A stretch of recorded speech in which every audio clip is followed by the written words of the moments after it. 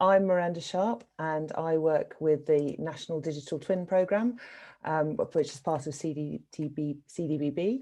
I'm the stream lead of the Common Stream, which is aiming to create the information management framework. I'm going to say a bit more about that now. So we at the National Digital Twin Programme are advocating principle-based, secure, resilient data sharing. What we're trying to do as part of the programme is collaborate on the rules to compete so that others can compete in the game of creating a national digital twin. We run a number of programmes. We are connecting people through the Digital Twin Hub, and we're also connecting the twins that those enterprises create in the work of the Common Stream. So the connective tissue that's enabling digital twins to be put together. And that's what we're here to talk about today. We want to understand how to capture the benefits of digital twins and the connected digital twins in particular. If we consider that digital twins are a thing that has a two-way link with a real object, I think that there are sort of four broad reasons why people are creating digital twins. The first are the great optimists that believe that they can create new revenue through data-driven solutions. But more traditionally, people are thinking about asset management, the performance and availability and improvements in life extensions that you can get through a digital copy of an asset. People are also looking at decision support and assurance and certification for everything from long-term policy to reduction in failures, operational interventions, and increasingly complex what-if scenario modelling. And finally, when you get to sort of systems, when you get to connected digital twins, people are thinking in terms of big systems, balancing objectives on cost, safety, security, environmental, and sustainability concerns, and understanding how infrastructure managed by different organisations and functions can function as a virtual network. So something that CityMapper has already done in a consumer-facing application.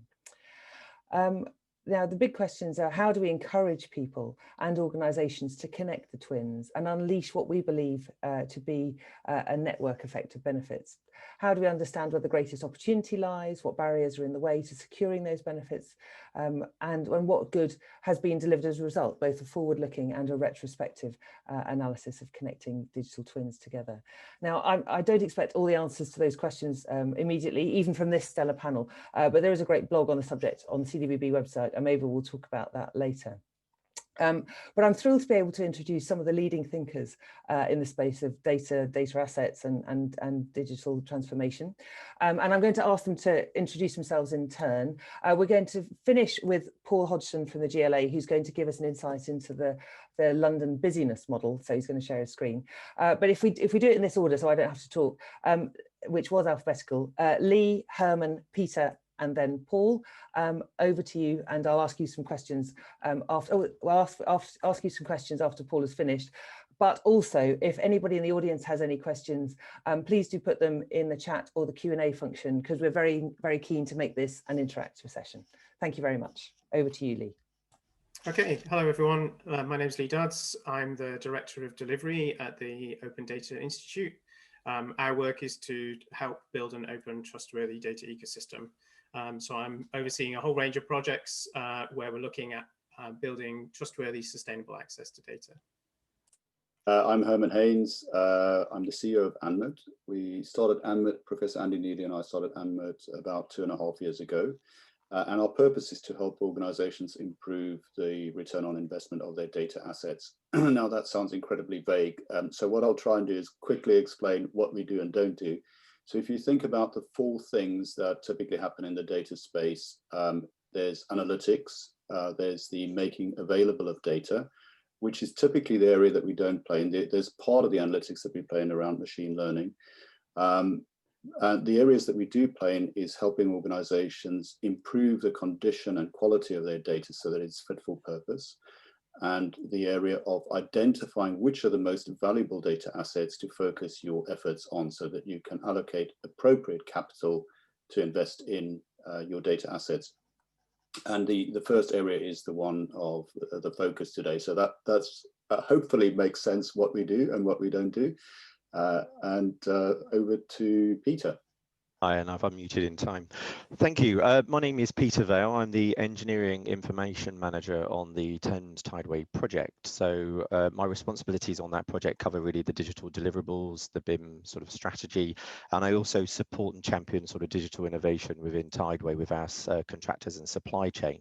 And then beyond that, from a Tideway role, I sit on the infrastructure client group representing Tideway in their digital transformation task group, and also linking up with what Centre of Digital Built Britain are doing with the framework task group to deliver the National Digital Twin Programme and the IMF that we'll talk about later. So involved in both encouraging our projects and also sharing that and with our infrastructure clients to deliver it across the industry as such. Thank you. Hi, I'm Paul Hodgson. I work for the Greater London Authority in our data team. Hopefully you can see a picture of a London high street here. So we've been working with the Turing Institute for a couple of years now on air quality modelling, and that's one example of the digital twin we'll be able to talk about later. But back in the spring, we pivoted that project and used a lot of the underpinning research and some of the data flows to provide some practical assistance to people managing London high streets and trying to find that fine line between having a reasonable amount of busyness so that it's economically viable for shops to stay open, but not so much busyness that you aren't able to achieve social distancing, which is a very difficult task. And we've been bringing together data from a wide range of sources, so anonymized mobile phone data, card spend, and also CCTV feeds. So this isn't facial recognition, it's just counts of humanoids. And this is the type of insights. So you have a change in government policy. So for instance, the curfew at 10 o'clock at night, how does that affect different parts of London? And in terms of the CCTV feeds, what we can do is we can take kind of counts of individuals, but then also make an estimate of the distance between them. So essentially you're putting dumb video feed in and getting an indication of social distancing out of the back end that's available for borough officers to help make informed decisions. All right, and can I ask you about that model? So how have you got any indication as to which boroughs, no, not which boroughs, sorry, what decisions boroughs are making as a result of this model? Yeah, so I mean, you've perhaps seen in where you live that there are lots of temporary arrangements. So for instance, kind of additional cones, kind of extending pavements, temporary cycle lanes, sometimes closing off whole roads in the evenings to allow cafes to put tables out in the summer and so on. And in many cases, they're very popular, but they can also be controversial. And also, I guess, the requirement for them changes over time. So they might have been absolutely needed in a really hot sunny evening in August, but are they still needed in October? Or perhaps there's other parts of the boroughs that turn out to be busier than people anticipated, because you know, people's working patterns have changed so much from how it was back in February. So there's all sorts of kind of day-to-day kind of practical kind of questions. So it's a mixture of us understanding London, but then sharing that and putting that data in the hands of the people who are making those decisions. And it's a real combination of data that doesn't change very much, so town centre boundaries, and data that changes on an hourly basis. Great, well, thank you for that. Now you've also, I'm not going to go off you just yet, because that is just but one of the examples of digital twin assets that London has. I wonder if you could also just start us off by talking about the London Infrastructure Mapping application, which is the combination of a number of different data assets. So if you just give the audience an idea of which data assets you've put together and the application of it. Just a couple of sentences on that would be great. Yeah, absolutely. So the infrastructure map, it's got two main kind of uses, I guess. One is decreasing uncertainty. So it's a coalition of organizations planning future infrastructure. So if you imagine large new developments require potentially additional power connections, extra water and sewage and transport links and all the rest of it. And all of the major utilities are obviously individual companies, and they do their own planning and have done for many years. But what this allows them to do is to share their future plans with one another in a safe area, and to kind of be able to kind of overlay their plans so that they, and this isn't about digging up the road tomorrow, this is about kind of 5 years time, 10 years time, where are the kind of, sort of the big changes in the capital.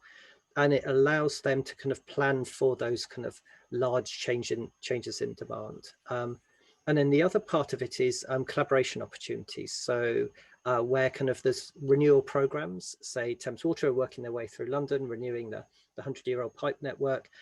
At the same time, can cable operators also lay cables while the road's stuck up? And also, can they not do it the week after the borough resurfaces the road?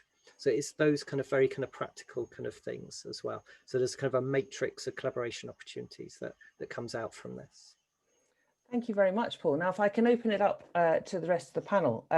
We've heard a couple of examples there of where data assets have been connected to unleash a network effect of benefits. I wonder if I start with you, Leigh. What examples do you see of where people have connected data assets to unleash greater good? Well, I think really any time that we're using data, we often need to bring together multiple data sources. There's only so much insight you can get from an individual data set. So really, I think you could think of any purpose that within business, within policymaking, needs to bring together reference data that helps us to provide context to the analysis that we want to do. So really, data has the property that the more it's connected, the more it's linked, the more valuable and useful it becomes. So I think really, it's hard to think of how we can actually get any value from data without doing that connection. Oh, nicely made case for interoperability. Peter, do you have a view on this? From a data point of view, I mean, as a project, we've gone through the iteration of design and construction, and there's lots of examples from a design perspective of creating design virtual twins. With our project, we have hydraulics models that need to be also physically tested and designed before it is built, because once it's built, it needs to work. But also from the point of view of just running the business around program management. So, there's a huge variety of different data sets that exists on projects. So looking at just a program around business intelligence, data analytics, we're looking at time performance, scenario analysis, cost performance, and there's a huge amount of data that is generated. And really the leverage there is to define the requirements and then make use of them, whether it's through master data management or data warehouses, really to move away from this sort of commonplace of outdated information driving decisions, where really we needed trusted information structured in a way that is accurate and current to be able to have that nirvana that you're almost making project decisions on almost live data. Now, realistically, in the past, you're making decisions monthly on data that potentially is 2 months out of date. So, things can get better, but, the key one is that you need to value data is important and ensure that you embed that in the requirements and you have people that are capable and able to use that data. Otherwise, you're just going to be overloaded with a flow of information that at some point in the future may or may not be useful, but ultimately it's going to cost you money, and we need to ensure that we are being cost effective, but as maximizing the benefits that we get from using that data. It's difficult. That's a beautiful segue. So talking about so you're talking about how the physical, using the data to operate physical assets and investing it in the value of data. So over to you, Herman, for what you talk about. So I think I absolutely agree with Peter there. So the challenge we have with all data sets, and specifically with digital twins and the interconnection between them, is the investment it takes to build, operate, maintain, and extract the value out of them. And in order to ensure that you do exchange data between the different assets, there needs to be a fair value exchange between different players. And that is one of the big stumbling blocks at the moment for digital twins. But there are some glimmers of hope from different industries. For example, in the pharma industry, a number of pharma companies have come together to do joint R&D on common data sets. But one of the big challenges they had was around privacy. And there's a project that many of you will be aware of called Project Melody, which pharma companies like GSK, Amgen, Bayer, etc., all working together on with NVIDIA, Substra, and so on, to work out a privacy model and also a fair value exchange model on common data sets. So there is some really good stuff happening in that space. And an example of real benefit achieved with that, there's a company called Exscientia, who's worked with the Japanese government to develop drugs for OCD patients.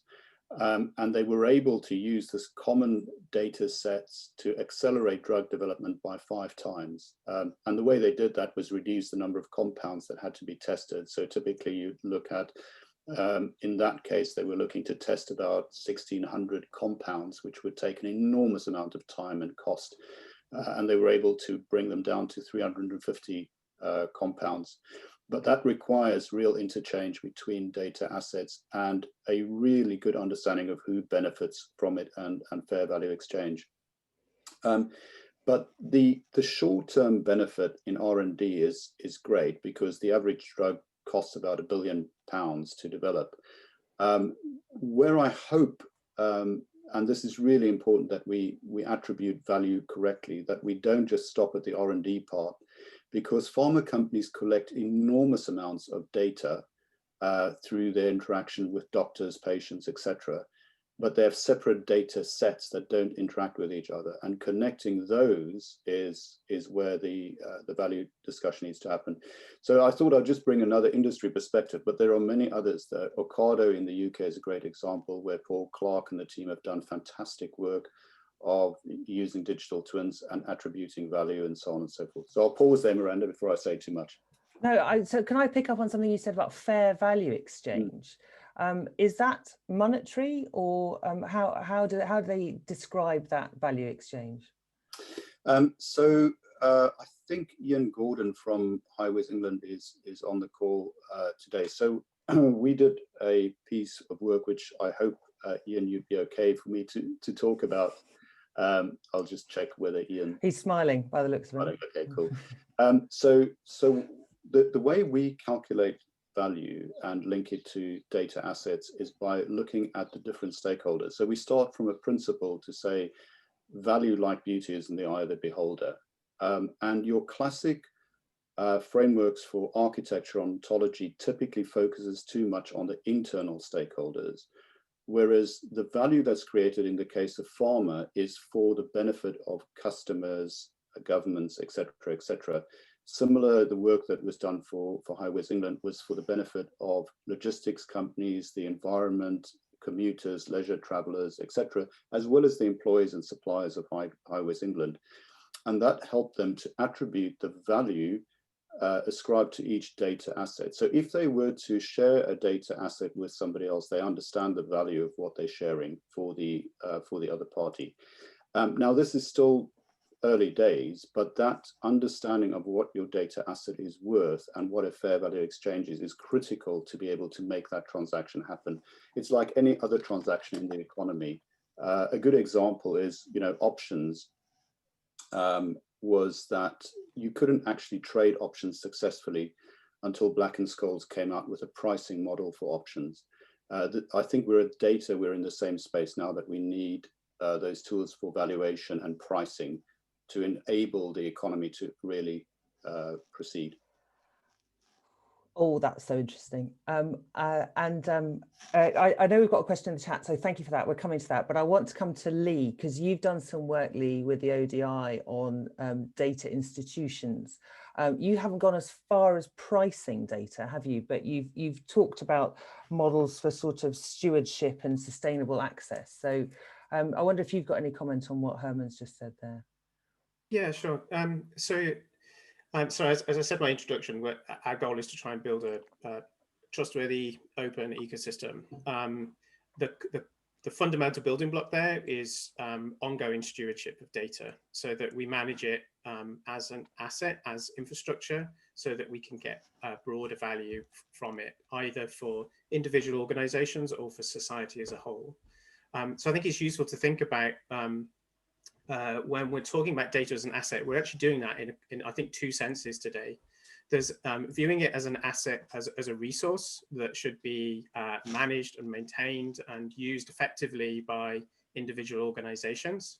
But we can also think of as an asset in the infrastructure sense, as something that has value to society, has a public good benefit. And we need to, when we think about maximizing value from data, we need to do it in both senses. And that's why in the Gemini principles, it talks about, it recognizes openness, it recognizes the need for value creation, and recognizes the need to deliver some benefits to the public good.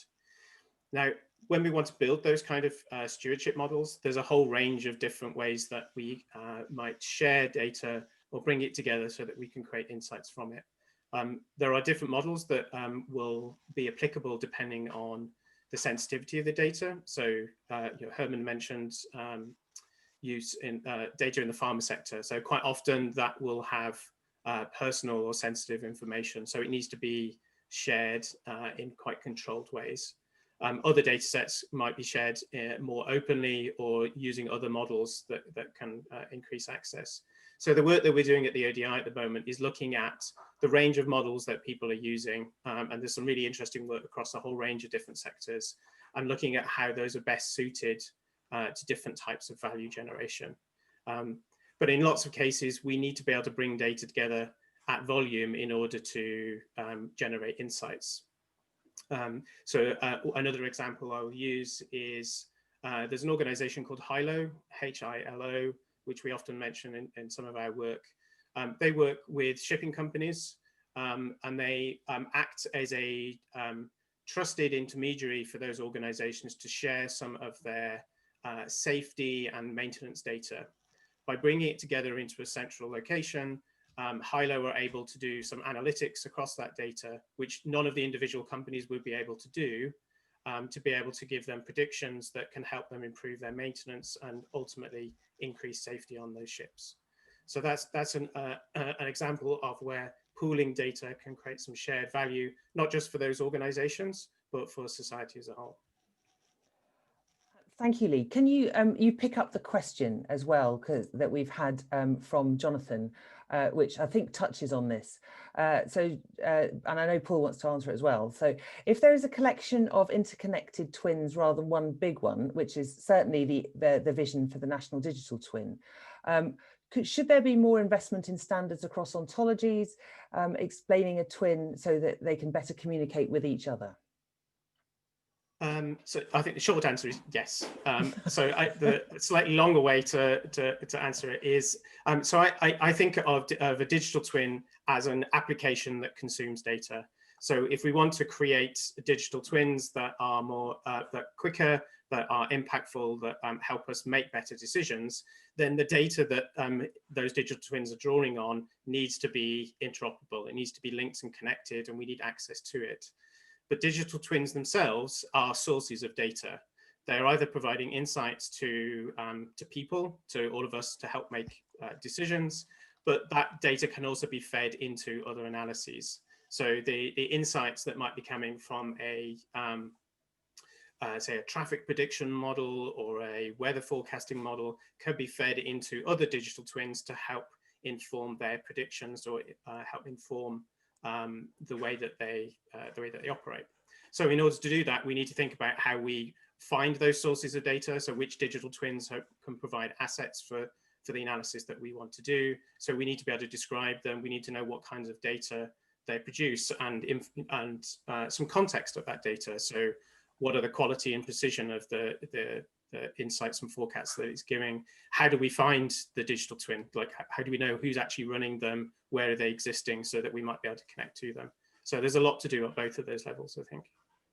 Wow. And Paul, you wanted to say something as well. Yeah, so I'm going to say yes as well, obviously. Okay.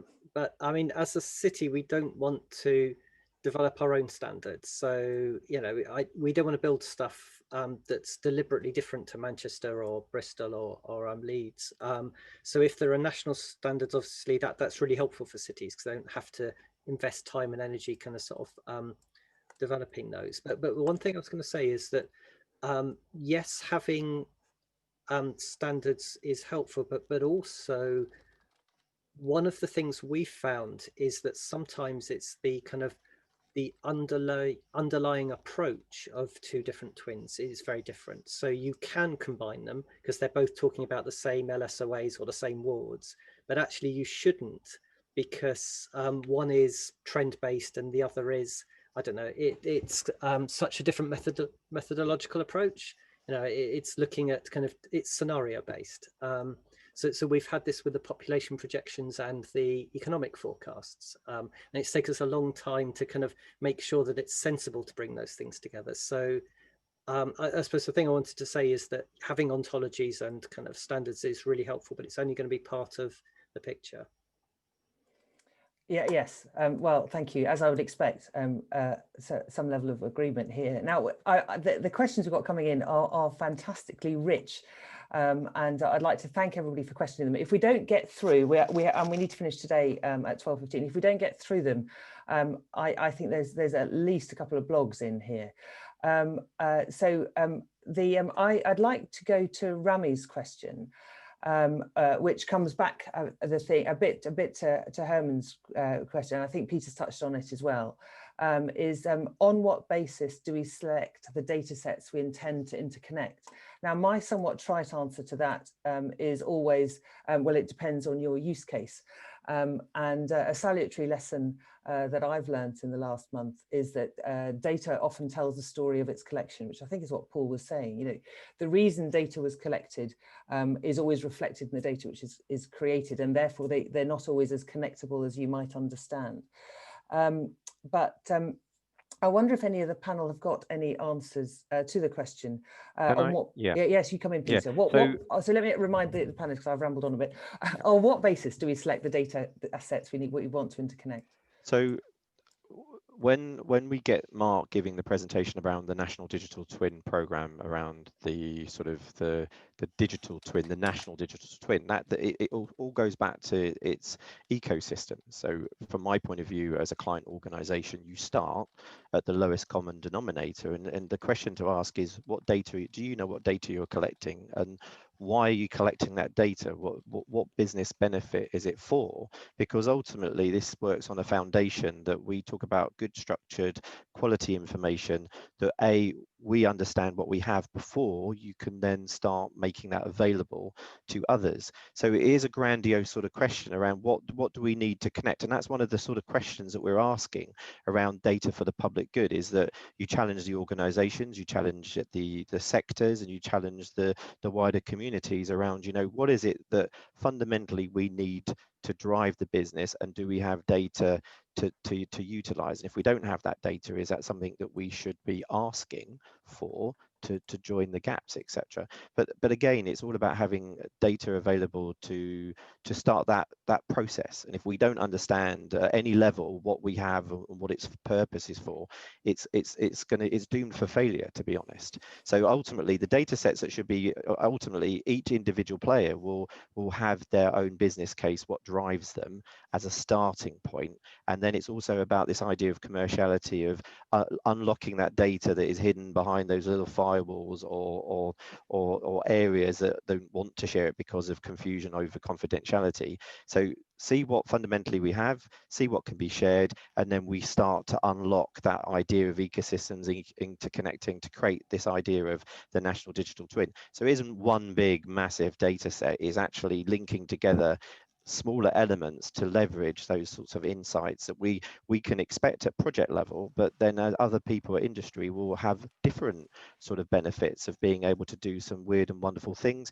The environmental agencies prove that with unlocking their data such that the data owners aren't necessarily the ones able to innovate and maximize the benefits of that data. So by unlocking it and having agreements, like TfL and the travel, you know, they share their data, other people come along and they do even better things with it. But the problem is it all then falls back down to another question that was asked is, well, what is there, should there be commercialization? What is the benefit? Why should we share data?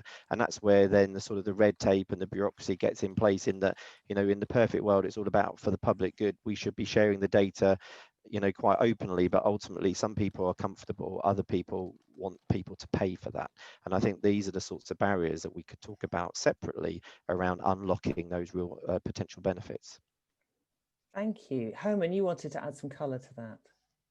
Well, wow, that is, Peter, you've said so much. Let me try and add to it, which probably won't add as much value as what you've just said. I'm going to step back a little bit just to put context on where we are as a society. So part of the problem we're facing and why we're struggling to exchange data on a fair value basis is that the accounting profession unfortunately got stuck in 1975 when they started standardizing what we now know as IFRS. And the only thing they recognize as value really is tangible assets.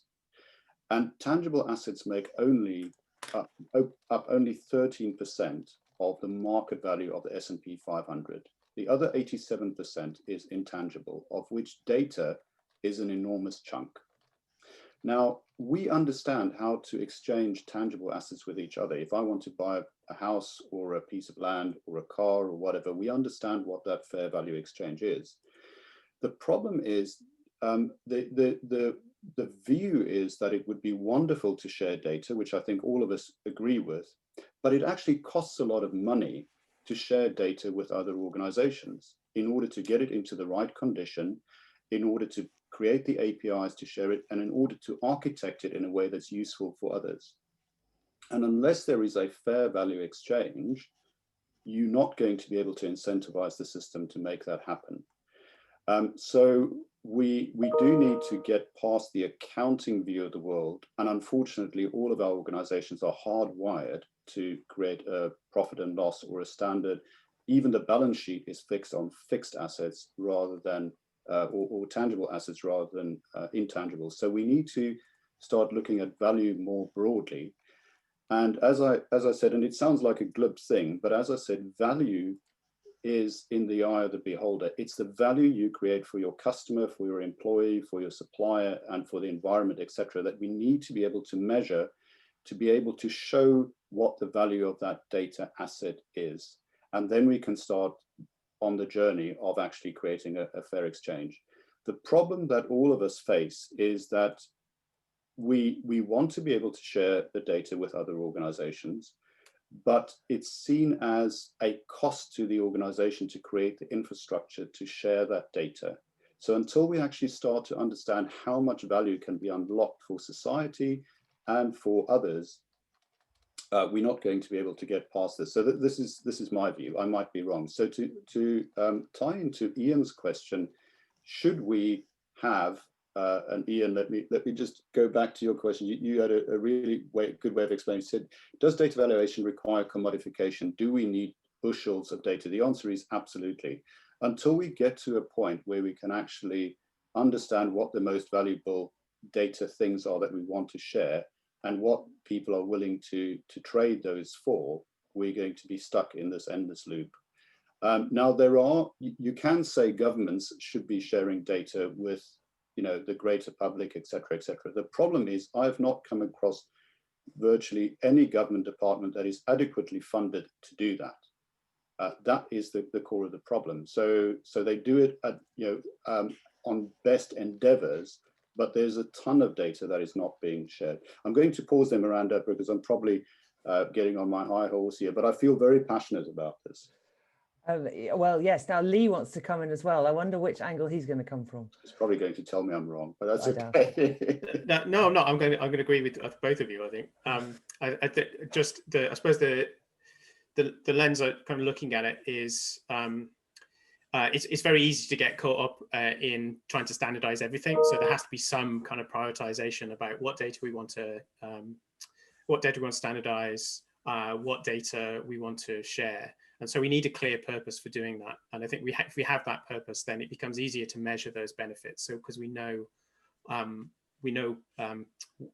we're undertaking the activity. And one of the things that I think has evolved around the broader kind of open data movement is a shift from share everything and hope something will be created as a result, in which case it becomes very difficult to measure the impact, to being taking a much more purposeful approach to sharing and opening up data. So then we've got a way to measure it and tie it back to the business benefits. But in terms of just like which data sets do we select, there is an element of it depends on your project. But if we take a broader view, it's possible to see that the same data sets are consistently appearing as useful context, useful reference data across multiple different analyses. And so there has to be some broader view about how we can increase access to those kind of key reference data sets that can unlock that broader value. Because if they are standardized, if they are made more interoperable, it will add value to lots and lots of different projects. There's been some work happening in the EU at the moment at a kind of policy level, looking around what are the high value data sets that are important to release across different regions and different countries. And that's highlighting the kinds of things you would expect, the importance of spatial information, the importance of energy and environmental information to help us plan for a changing climate. Absolutely. So and I agree with you, Leigh. I think you can quantify within ranges, obviously, the benefit that different stakeholder groups enjoy from it and allocate that to data. Now, why we believe that's critical is that you don't have to change the whole management system of the organization. You've then translated it into monetary value, and you can make prioritization decisions on that. So you now know from a monetary perspective which data assets are most valuable to least valuable, and you can allocate capital accordingly. And what we've found with the organizations that we work with, it genuinely does make an enormous difference in terms of unlocking capital to focus on the most valuable data sets. Yes. Thank you. I could listen to you two talk all day, actually. But the rest of you. Peter, you wanted to come in as well and say something from the infrastructure client group perspective. Yeah, we've been talking about governments and high-level ontologies, but from a client perspective, ultimately, you know, in our infrastructure client group, it all comes down to digital transformation. Is how do you empower? And one of the challenges is that you need to have a strategy in place to understand, as I said, what you have and why you're doing it, and then embed the sort of the leadership requirements around delivering on that promise, because it can't happen overnight. We are all digital, but we aren't necessarily all standardizing in our approach to at least ensure that what we ask for of our supply chain we actually get, because that is one of the, as we talk about structured data, too often in the past, we as clients who are feeding into this beast have either not asked for it or have asked for it and never actually really checked it. Whereas I think the real value of going through that digital transformation is what is that value of data to us ultimately, in that, you know, we are building, paying to build a physical thing, as well as all of the data that goes with that, with this concept of a digital twin and the insights and the outcomes that can be driven from that. And I think it is a learning process that the clients need to understand. Again, how do they go about sharing information? You know, do they have key people? If they invest and acknowledge that information is important to them, do they have someone in a senior leadership role who is actually responsible for it to champion it? Because this is where things start to unravel. So as a client, we would adopt standard practices, ontologies, and we're there to support. But ultimately, we start coming back to the reality at our level is that we can specify things, but then it comes down to the people and the sort of cultural behaviors to actually ensure that just because we've asked for it, that those people are actually going to deliver it, and actually we're willing to pay for that information above and beyond what we would normally have been doing as a client. So I know I can talk about things like benefits later, but I thought I would put that one in, that, you know, we need to drive it at all levels and it comes back to the sort of at client level is what is their strategy around data and what is important to them, because unless they can actually come up and answer that question, again, we won't be able to really progress very well or efficiently as such. Yes, so thank you, Peter. And certainly the lesson, the summary I take away from the infrastructure client group is that you simply can't put digital or data in a box. You know, if you leave it to preserve of one department, then you haven't captured the benefit or even the magnitude of the change. As you've neatly nudged us in the direction of talking about benefits and how to share them and how to create them, I want to come perhaps from start with a supplier perspective and come to Paul with this question. A question from Gary. In changing times, how will local authorities be encouraged to explore digital twins in collaboration with innovative private sector companies and particular SMEs? And as a local authority that's had a go at this, what's your view on collaborations there, Paul? Yeah, so I suppose there's a kind of a couple of things on this, and there's a follow-up question from Gary as well, isn't there? That's a really hard one. I'm not sure I want to go there. Yeah, how can local authorities kind of fund it, which I'm happy to have a go. Sorry, go there then. So with our work, we did an initial, because we as an organisation we take on a lot of projects ourselves, and we did an initial evaluation and said we were happy to do these bits, but we're going to need additional support in these bits, and that's where we partnered with the Turing and their expertise on multivariate modelling and taking that sort of really quite high level research and then kind of applying it to practical cases. And I think what the Turing does quite well is match up end users or problem owners with research teams out in the various universities and provide that intermediate role. So we're not actually working with Turing, we're working with Warwick, we're working with Cambridge, we're working with UCL and kind of Oxford and so on. And it's those teams that we wouldn't necessarily have known about, they wouldn't have known about us, and it's that kind of matching up. So that I'm sure there's kind of more opportunities for that sort of matching up work, which benefits both sides, to be honest, hugely. In terms of kind of how can local authorities fund it, so just thinking about the London boroughs, which I'm most familiar with, some have invested in data warehouses for several years and kind of try to build up a single view of their own residents, single view of properties in the borough and so on. And when a crisis comes along like COVID, you can see just how much easier it is for those boroughs to kind of respond and identify vulnerable individuals, and having kind of set that all up in the past. But I realise that not all local authorities have the kind of the capacity or the scale to kind of do that. So one of the things we've been encouraging through LOTI, the London Office of Technology Innovation, is for groups of boroughs to collaborate together. So maybe 3 or 4 of them can work together, and between them they can then sort of divide the cost. You know, if they've got enough commonality in terms of their problems and challenges and opportunities, then they can divide the cost and reduce the risk. Because if one organisation is innovating, then it's taking all the risk. Whereas if you spread that across several, then that's a lot more kind of manageable. And also they can, I guess, kind of take from previous projects if they've been open sourced as well. So you're not starting from scratch each time. Does anyone else want to come in on that one? Yeah, I mean, Tideway, because of the way we're constructing the tunnel, it almost goes west to east, impacts just about all of the London boroughs. So one of the benefits you have is that we interact with those. So they're actually getting to see the sort of benefits that come from 4D, virtual reality, planning, etc. We're going through our consenting requirements with local authorities. So they are getting exposed and start to see the benefits that they get from working on our projects and others. And hopefully, as you rightly said, that starts to kickstart this idea that maybe that's something that they should be imposing or requiring on other parties that they're interacting with to do likewise. But it's not necessarily the money, it's just down to having expertise and competency within the local authorities or any organisation that understands and gets digital. So in a way, the idea is they could get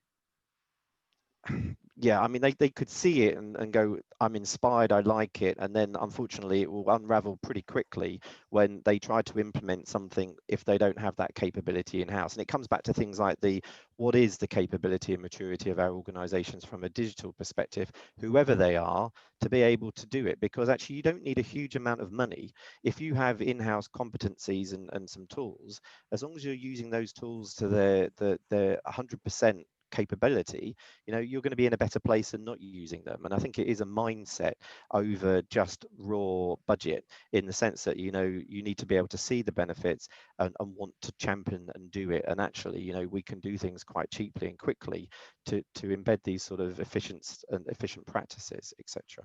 The money does hinder it, but ultimately, we are helping them on their way to at least see a better future, or something that they could potentially adopt with other people. All right. Yes. Thank you. Thank you. Now, there's a really interesting set of debates going on the questions that I'm going to try and synthesize into one question. But I think it's best summarized with Richard Bradley's question, which I think gets to the nub of the issue. So Herman touched a bit about the accountancy profession and monetization, but Richard asks, what are the key aspects of motivating service providers? And I think all companies really, for when we look at the benefits of connecting digital assets, how do we weigh, for example, societal benefits and not just profit? And I think we need, I think it goes to the nub of the question. Everybody if we invest in a digital twin that, for example, improves air quality, there are a myriad of benefits around hospital admissions and overall health of the population, which are captured somewhere monetarily. And how do we weigh all those different types of benefit to show the investment in the digital assets? Now, I'll come to Paul first, because you've got you might have some insight into the complexity of the problem, if not the answer.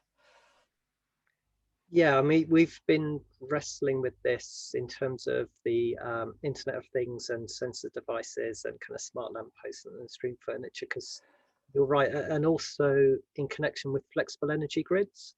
So obviously for a long time we've had a kind of a large national grid, but in the move towards renewable energy and kind of lower kind of carbon economy, we're going to need localized production, storage, flexible demand, all that kind of stuff. And you're right, the accrual of benefit isn't necessarily all with the organizations that have to invest. And I'll be honest with you, on that one, we're still wrestling with it and trying to find maybe one or two areas where we can find a path through and perhaps use those to start off with. The other thing I was going to say on the infrastructure map that you brought up, actually, there's no money changes hands. So all of the organizations give up their own data free of charge, but get benefit out of the cumulative insight. And you probably could put a value on that, and I'm sure internally they do. But we, just to get the project running, we found that was kind of a simpler model, rather than trying to kind of I guess kind of move culturally from what they were doing now with their data to valuing their data to then sharing it. That they could just, from the saved person days and saved kind of missed opportunities, they could see that, okay, it will cost me this many person days, but actually it will save us this many, so we're happy to kind of, we benefit. And each of the individual, there's probably about 20 different partners, different scales of organization involved, and they all get more benefit out of it than they have to put in. That's a really interesting model. Peter, you wanted to come in. Oh, did I? Oh, didn't you? Oh, sorry, was it something else? No. I'm looking at the comment for the public good. So, I mean, we, as an example, with the National Underground Asset Register, you're right. It's about being willing to share data. So we have done exactly that as part of the London Underground Asset Register, the Geospatial Group. benefits. I think we understand that there are benefits to where there's quite clear benefits with ground strikes, for instance, from a monetary perspective. And I think, Paul, you talked about earlier, just coordinating the local authorities to not go down the route of that 70s comedy or whatever about digging a hole every week by a different services company, etc. So I think the value really is that, if we understand what data we have and we're willing to share that, it will be of benefit to someone else, but not necessarily a benefit directly to us. And that shouldn't be something to hinder our sharing. That comes back down to this, what data do we have and what are we willing to share? And if we're willing to share it, why should there be a cost involved in that? Now, this pilot works on the basis that the geospatial and the GLA are funding under the pilot the system that would ultimately make the data available. And that is a bigger long-term question around, who will ultimately pay for these sorts of centralized systems. In Scotland, they had an equivalent one where the government backed it. So is that something in the UK we should be doing as well?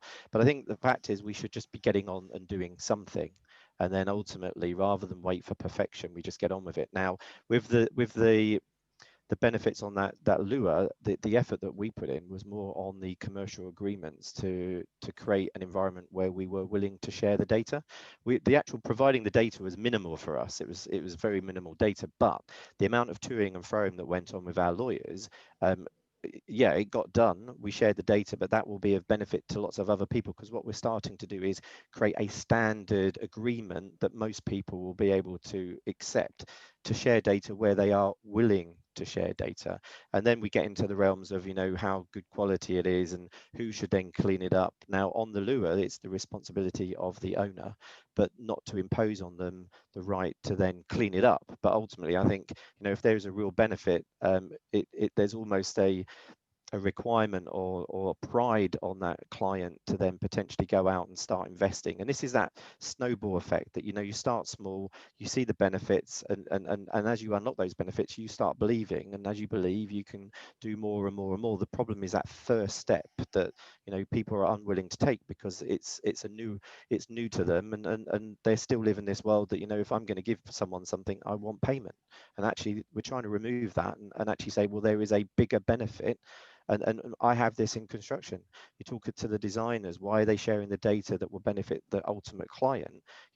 Because it will share it. We're asking them to do that because it will benefit others. And, we're very, human nature dictates we don't like that.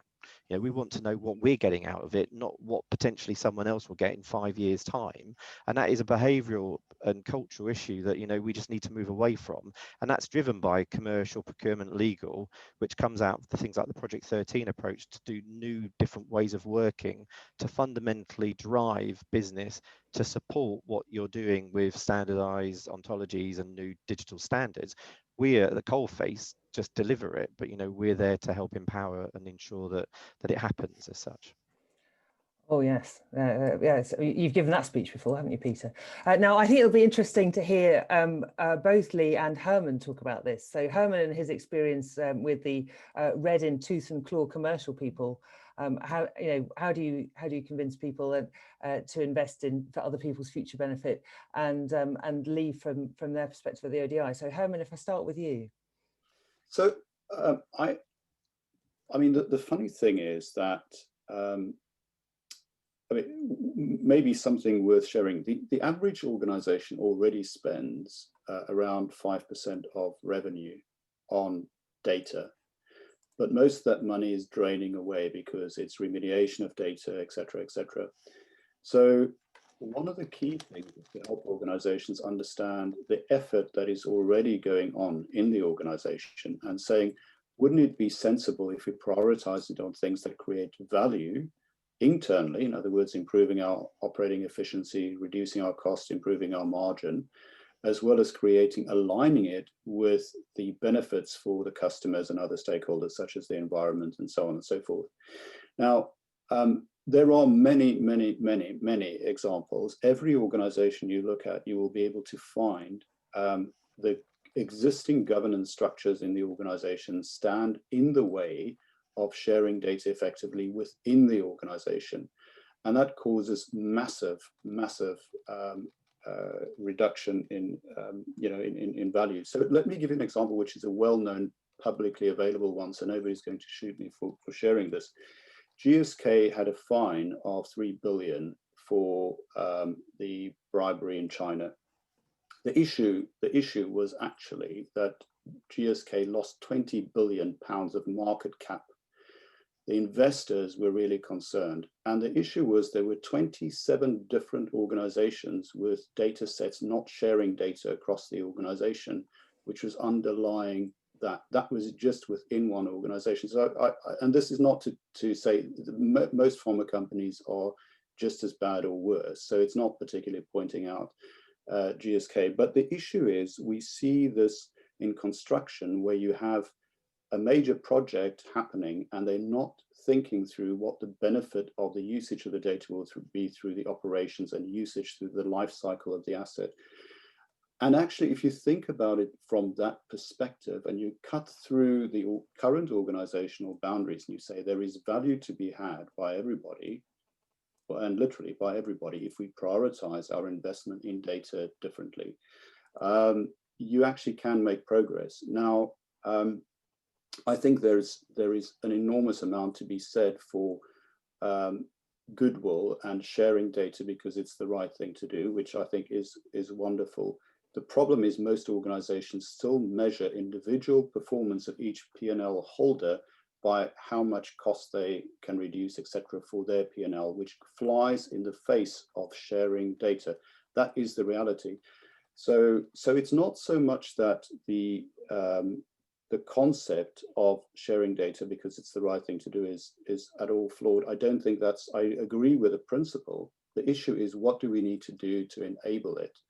And how do we unblock 150 years of how we've been looking at measuring performance in organizations that have been tuned to a fine art of minimizing cost in a specific cost center to looking at the organization overall. So being able to model how the organization creates value across the organization untangles that. And we've seen that does work. So I'll pause there.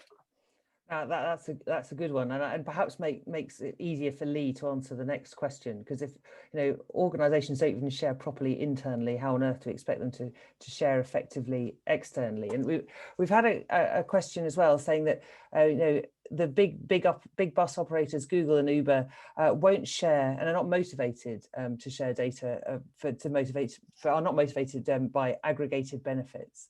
And a lot of these people have already shared a great deal of data, and we see a lot of Bank of England charts based on shared data from Google, for example. But Leigh, in your experience, how can we change the motivations of sort of big data asset holders to share their approach change their approach to sharing data? I think it's the usual thing of a bit of carrot and a bit of stick, maybe. There is, I think going back to what kind of Herman was touching on, that there are lots of great examples of businesses of all sizes sharing data to get some direct benefits for them, to help their bottom line, helps them grow, and so on. They're just not well understood. I've had so many conversations with businesses. And done so much research that highlights that lack of understanding of benefits as a key source of friction. We published some research recently where to just map out some, I think 7 different use cases where sharing data can have direct benefits to private sector businesses. So, and we've actually touched on some of the examples of those already. So there's the things like the open innovation example of like Paul working and the local authority working with the Turing Institute to share data as a resource that can be used to get new, drive new insights and new technologies. There's the underground asset register is an example of what we called addressing sector challenges, right? Using data to solve coordination problems that affects everybody of all sizes in a sector. So there's I think just still lots of work to do to drive through understanding, drive that kind of bottom-up motivation. But there's also then role of regulation and other interventions to encourage data to be shared more broadly, where we know that there is going to be societal benefit. I think in Richard's question, he mentioned the bus operators, but bus operators are now, that now have to share data on their routes and timetables and so on, and that is being brought together in an easy to use open data platform for anyone to use, because there's been some clear benefits, the TfL use case and so on, that illustrate how that data, which is not really a competitive resource, it's information that it's in the company's benefits, in their interest in having it in as many people's hands as possible, so people can get on a bus. Why not have it be opened up and under licenses that allow it to be used in all kinds of different ways?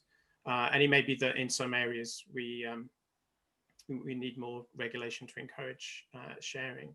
But you can look at, for example, in the US, there's been similar approach to sharing data with mobility transport providers, sharing it with cities and local authorities so that they can get more insight into how people are moving around the city. That data is not necessarily open, but it's a sharing model that is being replicated across lots of cities in the US. So it's the Mobility Data Foundation, I think, that's driving that. But it's also, I also feel I sometimes have to give Google and others some credit. In the pandemic, that Google, Uber, and others all shared aggregated data on people's mobility, people's movement through cities, that has helped.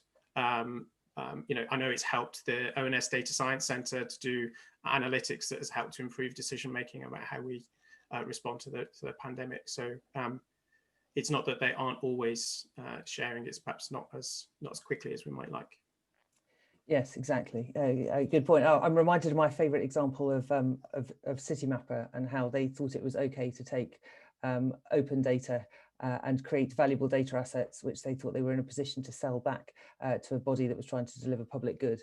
But it's a fraught world. Peter, you wanted to come in on the QKRN point here. Yeah, so not necessarily about the Googles, but just to reiterate that within the sort of infrastructure and the various sectors, we are regulated. So Tideway is part of Ofwat and DEFRA. And one of the infrastructure client group's first reports as part of the Digital Transformation Task Group was looking at regulation and whether or not there should be more hard regulation or what we call soft regulation, or actually ultimately encouragement within the sort of the various sectors. And I know that the UKRN interviewed all of the various infrastructure organisations and produced a report last year, and really to move away from hard regulation, because some of the regulated areas already require certain data sets. But the problem is that the right data set that will be of benefit to the public good, or is that answering the competitive nature of what that regulator wanted for that particular sector? And again, I think if you go down the hard route, you're only going to get what you ask for, not necessarily what you need. So there needs to be far more encouragement to collaborate and work together. So I know that there was Martin Gooch raised a question around what our sector's doing. So I know he comes from the water, and things like the BIM Alliance and the BIM for Waters, the various sort of support groups within those sectors are actively looking at different ways to deal with data. And then ultimately, we are driven by the government industrial strategy, and then within transport and infrastructure you have tips and ties, which is very much focusing that the government are looking to impose on us, that we need to be thinking and doing things differently to be supported by the likes of the Centre of Digital Build Britain to help us on that journey to realise and deliver these potential benefits that we're talking about as such. So it's difficult, regulation and non-regulated information. It would be good if we could just work together and just get it done, I think. But that's harder than I think we think. Experience tells us. Peter, you also wanted to talk a bit about the Digital Benefits Framework Toolkit, which is some work you've done with Edinburgh University. So, we've been talking about these high-level standards and ontologies, but from my perspective, it's all about getting the people at the coalface to understand. Data comes from digital transformation and digital ways of working. Some will be, I think Melissa's talked about, is digital as an asset or digital as pure data, etc.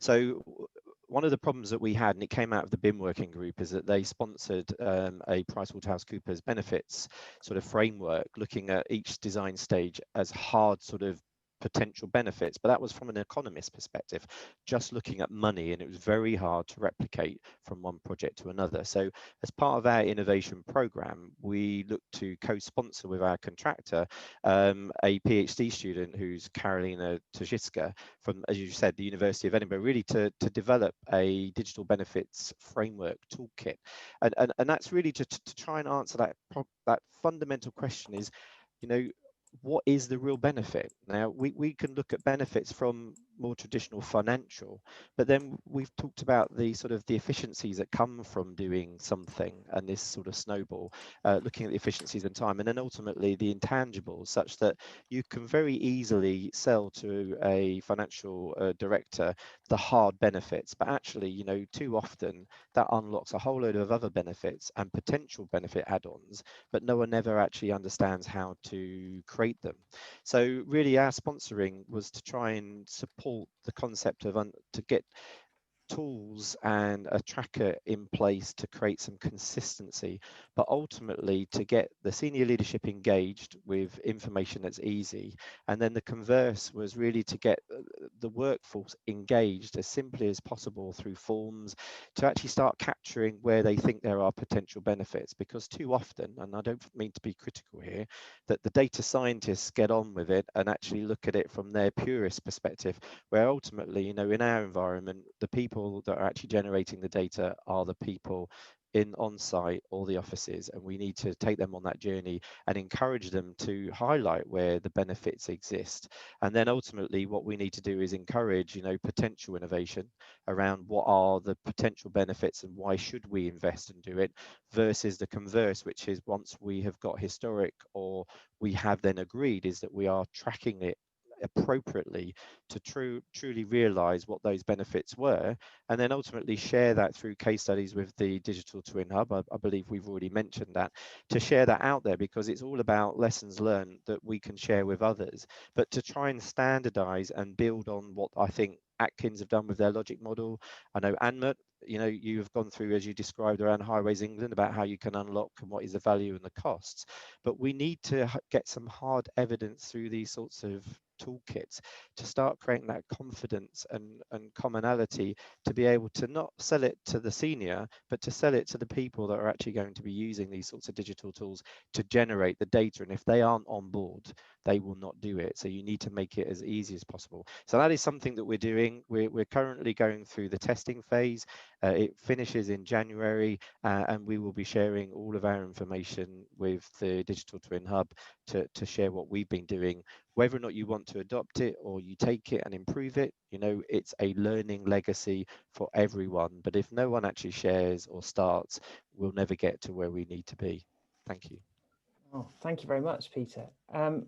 We're nearing the end, but there's one more question that I want to ask, which is, I think we've come a bit about on at the sharing angle, but it's the question from Jonathan Williams, where he asks, how can companies that deserve to have access to data get access to commoditized data for the greater good? And then if they have it, does it devalue that access? So that's quite a cheeky question. Herman, do you want to have a go? You're smiling first. Oh goodness, I thought it was a really tough question. let me try and answer that. So if we look at the, you know, if we go back to, and forgive me, so I am an accountant, although I'm super critical of the accounting profession at the moment for how they fail to wake up to the reality of intangibles. There are many potential beneficiaries of better data infrastructure, better sharing, etc. So digital twins, for example, being established for value for customers, for employees, for suppliers, etc., is measurable value that creates value for the entity that builds that digital twin. The spin-off from that is that 99% of the infrastructure would have been built to be able to then share more freely to what, as Jonathan, as you described, deserving entities that cannot afford to pay for those. So then there's a number of incentives that can come into that. There's sharing reciprocal exchange of values. So many of those entities actually do very valuable research on the data that can be of benefit in that value exchange. And then also, once that infrastructure has been built, you can regulate and say, okay, these type of entities, universities, research bodies, etc., actually should have access to certain data sets, because you actually now have the ability to share them quite freely and efficiently and effectively. So I think it does come back to creating the incentives to get the oil tanker moving, nudging it in the right direction, to be able to make those prioritized investments. And I think then society as a whole will benefit enormously. I mean, the simplest way I can try and explain this is if you had a car in 1902, there wouldn't have been roads for you to drive on. So if you wanted to drive somewhere, you would be the first person to build that road. However, with commons, we realized the benefit of building a road for everybody. And then you can have beneficiaries who don't necessarily need to pay road tax, such as ambulances, the police, et cetera, that can benefit from that road being available. But there are people that pay the road tax. So I think equally, it's a pretty stupid example. Sorry, Jonathan, I was trying to come up with something more sexy. But the commons exists because often it is there for it is established for a commercial reason. And if we nudge it in the right direction, it can create benefit for other non-commercial purposes as well. I'll pause there. All right, thank you. Paul, you wanted to come in.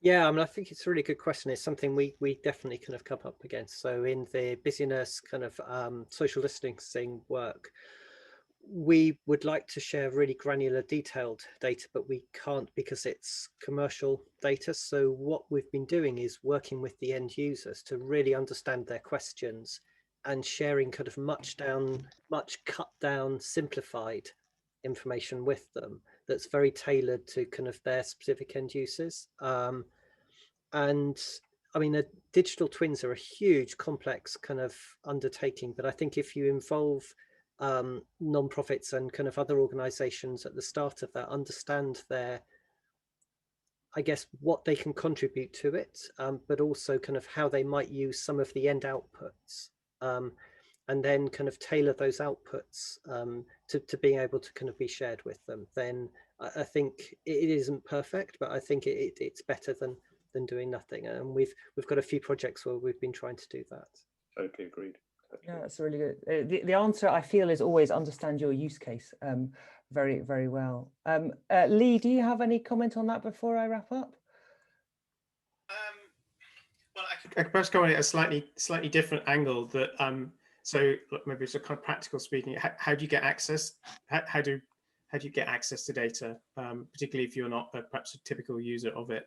And it's a difficult problem. I mean, if we look at just in the pandemic and the way that there's been sharing of data in lots of different ways for lots of different purposes, there's been all kinds of intermediaries springing up to help people get access to that data, because often there's a brokering problem.